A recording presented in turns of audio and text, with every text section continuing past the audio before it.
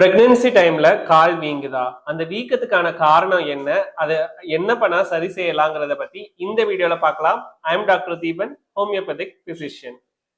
பொதுவா பிரெக்னன்சி டைம்ல 5th மந்த்ல இருந்து 9th மந்த்துக்குள்ளார கால் வீக்கங்கிறது இயல்பான ஒரு விஷயம் தான். இது எதனால வருது அப்படின்னா, நம்ம உடம்புல நீர் சத்து குறைபாடா இருக்கு அப்படின்னா இந்த கண்டிஷன் வரலாம். இன்னொன்னு ரத்த ஓட்டம் சீரா இல்ல அப்படின்னாலும் இந்த கண்டிஷன் வரலாம்.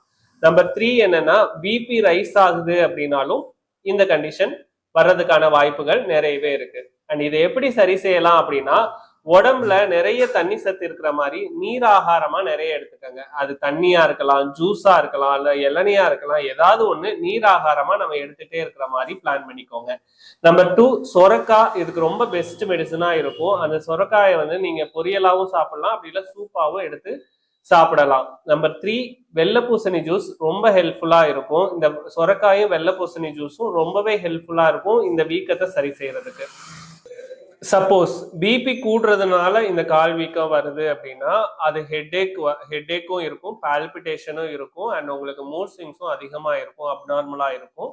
ஸோ இந்த கண்டிஷன்ஸ் இருந்தா மட்டும் மெடிகேஷன்ஸ் எடுத்துக்கலாம். ஹோமியோல இதுக்கு நல்ல மெடிசன்ஸ் எல்லாம் இருக்கு. போத் மதர் அண்ட் சைல்டுக்கு இது சேஃபும் கூட. ஸோ ட்ரை பண்ணி பாருங்க.